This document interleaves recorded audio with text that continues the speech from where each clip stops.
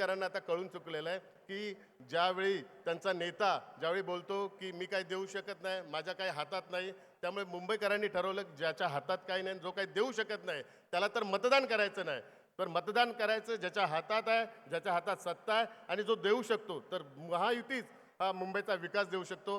हा आता मुंबईकरांनी संकल्प केला आहे आणि मुंबईकर महायुतीच्या पाठीशी उभे राहतील.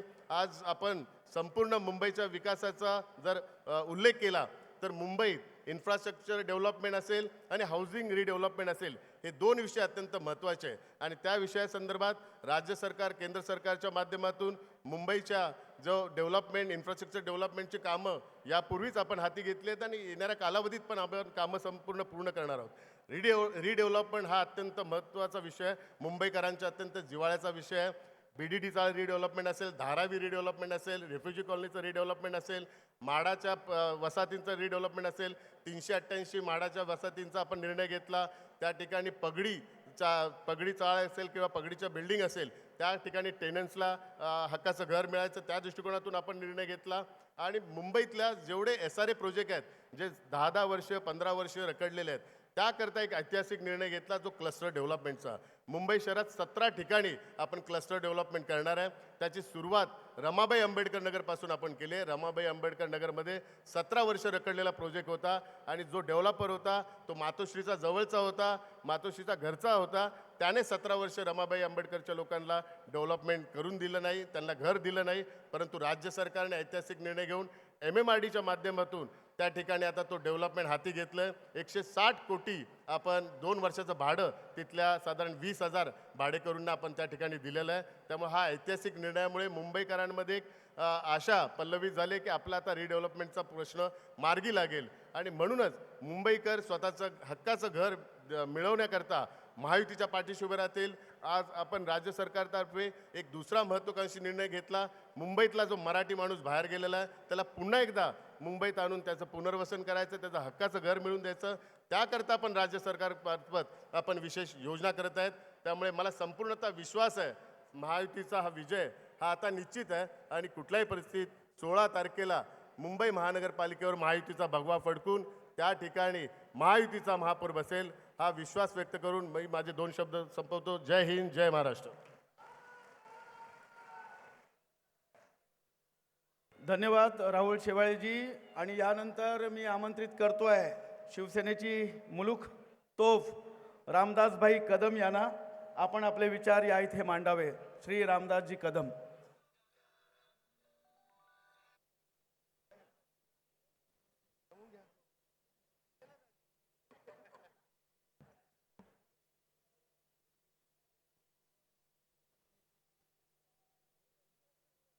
शाहू फुले आंबेडकर शिवसेना प्रमुखांच्या समोर नतमस्तक होतो. 350 वर्षाच्या आधी दिल्लीच्या बादशाहच्या नोकरीला लाद घालून कवी भूषण किल्ले रायगड येथे छत्रपती शिवाजी महाराजांचा राज्याभिषेक करण्यासाठी आले होते. त्यावेळेला कवी भूषण यांनी असं म्हटलं होतं, काशी की कला जाती मथुरा में मस्जिद बसती, काशी की कला जाती मथुरा में मस्जिद बसती, अगर शिवाजी न होते तो सुनतिया सबकी होती, सुनतिया सबकी होती. हे कवी भूषण यांनी त्यावेळेला सांगितलं होतं बांधवानो. होय बांधवानो, गो ब्राह्मण प्रतिपालक हिंदवी स्वराज्य संस्थापक सिंहासनाधीशित जाणता राजा छत्रपती शिवाजी महाराज की, छत्रपती शिवाजी महाराज की, छत्रपती शिवाजी महाराज की.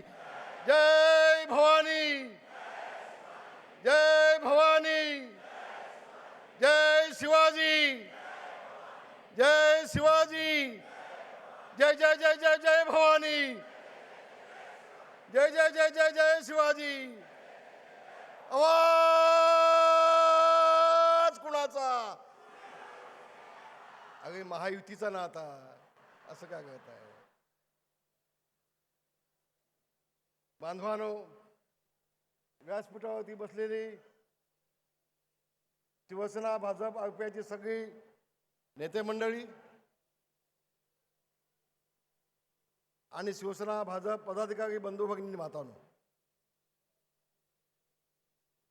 होय मुंबई महानगरपालिकेच्या निवडणुका येणार येणार येणार आणि आल्या. मी अनेक वर्षाचा साक्षीदार आहे. काही नेते मंडळींनी एकदा बोलायला सुरुवात केली, मराठी माणूस जागा हो. आता मुंबई ही महाराष्ट्रातून तुटणार आहे, जागा हो, की समजायचं की मुंबई महानगरपालिकेची निवडणूक आली. ही वक्तव्य जेव्हा ऐकायला मिळतात, मराठी माणूस जागा हो, म्हणजे 5 वर्ष झोपला होता मराठी माणूस. अगं झोपला होता का? एक गोष्ट उद्धवजी तुम्हाला पुन्हा एकदा सांगतोय, जोपर्यंत चंद्र सुगे आहे तोपर्यंत मुंबई महाराष्ट्रापासून वेगळं कुणाच्या बापामध्ये हिंमत नाही. हे पुन्हा एकदा मी आपल्याला सांगतोय आज. होय होय उद्धवजी, मराठी माणूस तुम्ही काय केलं हो एकदा सांगा ना. एकदा आमने सामने होणं जाऊ द्या. पत्रकारांना माझी विनंती आहे, समोरच्या व्यासपीठावरती उद्धवजी ठाकरे आणि समोर रामदास कदम होऊन जाऊ देत, होऊन जाऊ देत. अगं 30-25 वर्ष मुंबई महानगरपालिका तुमच्या ताब्यात आहे. 25 वर्ष मुंबई महानगरपालिका तुमच्या ताब्यात आहे. उद्धवजी तुम्ही काय केलं मराठी माणसासाठी एकदा सांगा, एकदा सांगा, होऊन जाऊ देत. 25 वर्ष मराठी माणसासाठी आपण काय केलं मुंबई महानगरपालिकेच्या माध्यमातून ते एकदा सांगा. आणि आणखी एक गोष्ट सांगा, आपण या 25 वर्षामध्ये माझा गिरगावचा मराठी माणूस असू देत, लालबागचा असू देत, दादरचा असू देत, हा सगळा मराठी माणूस हा नालासोपाच्या पलीकडे, ठाणे कल्याण भिवंडीच्या पलीकडे कुणी घालवला, कसा गेला? उद्धवजी सांगाल तुम्ही? ते मगाशी कोणतं इथं मला शेवाळांनी भाषणामध्ये काय सांगितलं, ते 2 पिल्लं एकत्र येऊन काहीतरी दाखवत आहेत. बोलेन पुढलं पिल्लांच्या वरती. पण एकदा सांगा, हा माझा मराठी माणूस मुंबईच्या बाहेर फेकला कसा गेला? आज सगळ्या ठिकाणी मोठमोठ्या 50 माळ्याच्या बिल्डिंगी, 52 माळ्याच्या बिल्डिंगी, 60 माळ्याच्या बिल्डिंगी उभ्या आहेत. त्यामध्ये मराठी माणूस कुठं आहे? दाखवा, दाखवा, एकदा होऊन जाऊ देत. हे सगळ्याच्या योजना मगाशी त्या उल्लेख केला गेला. होय, बांधकाची देखील आहे, शासकीय वसाहत देखील आहे, सांताक्रूझची देखील आहे, विलेपार्ल्याची देखील आहेत. 8-8, 10-10 हजार लोकांना तुम्ही बिल्डिंगांच्या घशामध्ये झोपडपट्ट्या टाकल्यात एसआय योजनेच्या माध्यमातून. आणि 10-10 वर्ष त्यांना साधा 1 वर्षाचा मानधन देखील नाही, भाडं देखील नाही. सगळा माणूस गेला ना, कुणी घालवला? उद्धवजी कुणी घालवला सांगा ना. एसआयच्या योजना कोण आहेत? पार्टनर कोण आहे त्यामध्ये? भागीदार त्यामध्ये कोण आहेत? हो, माझ्याकडे सगळे कागदपत्र आहेत, होऊ दे समोर एकदा. आणि म्हणून उद्धवजी 2 भाऊ नाही, आणखीन 2-5 भाऊ आले ना, तरी आता मुंबईचा मराठी माणूस तुम्हाला मत देणार नाही, हे मी आज ठणकावून सांगण्यासाठी उभा आहे. होय, ठणकावून सांगण्यासाठी उभा आहे मी. मराठी माणूस, या देशाचे पंतप्रधान नरेंद्रजी मोदी साहेब, त्यांनी मराठी माणसेला अभिजात दर्जा दिला.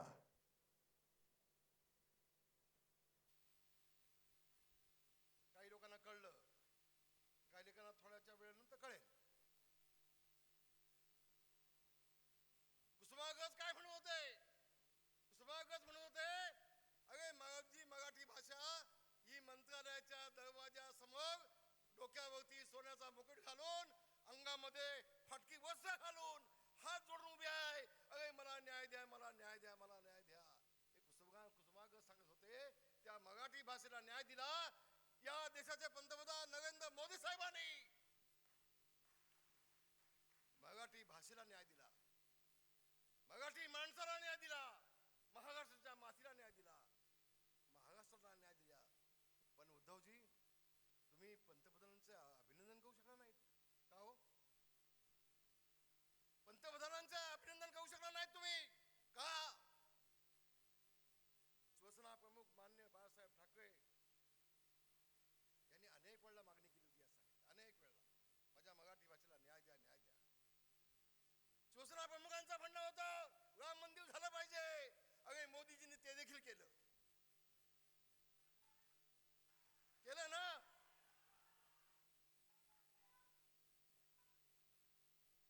जय हो, जय हो. ठीक बा, ठीक बा, ठीक बा, ठीक बा, ठीक बा. होय बांधवानो, शिवसेना प्रमुख मान्य बाळासाहेब ठाकरे यांचं स्वप्न होतं राम मंदिर झालं पाहिजे. शिवसेना प्रमुखांचं स्वप्न होतं हे 370 कलम जे काश्मीरचं आहे ते निघालं पाहिजे आणि काश्मीर या देशाचा भाग झाला पाहिजे. मोदी साहेबांनी ते केलं. मोदी साहेबांनी ते केलं ना. अरे भावानं मग त्या उद्धवजींना सांगा ना, हे शिवसेना प्रमुखांचं स्वप्न होतं.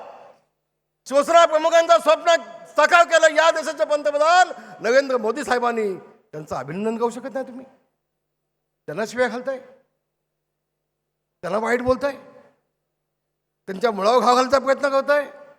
कशासाठी? मागचा उद्देश काय? आणि म्हणून उद्धवजी तुम्ही तुमचं आत्मपरीक्षण केलं पाहिजे. चौ सोना की एक लोहा की. एकनाथ शिंदेने एकच घाव घातला आणि तुमचा सत्यानाश करून टाकला, तुम्हाला संपवून टाकला. अगं एकनाथ शिंदेनी जो निर्णय घेतला, 35 देशांनी त्याचं स्वागत केलं, 35 देशांनी स्वागत केलं. उद्धवजी वेळ तुमच्यावरती का आली? अगं चांगल्याला चांगलं म्हणा ना.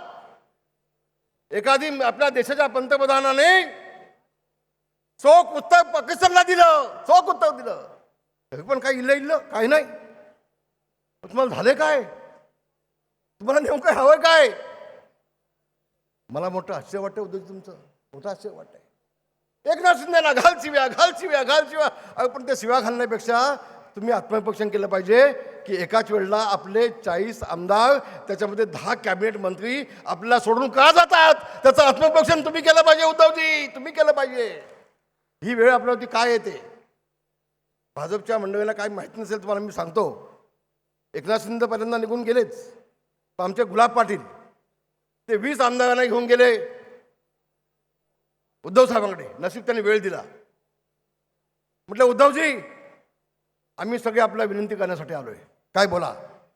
आपण युतीमध्ये लढलो, आपण शिवसेना भाजप युतीमध्ये लढलो, मग तुम्ही पुन्हा काँग्रेसला सोडून आपण भाजपमध्ये जाऊया, भाजपसोबत जाऊया. काय उत्तर दिलं उद्धवजींनी? उठा, गेट आउट, चालते व्हा, तुम्ही पण चालते व्हा.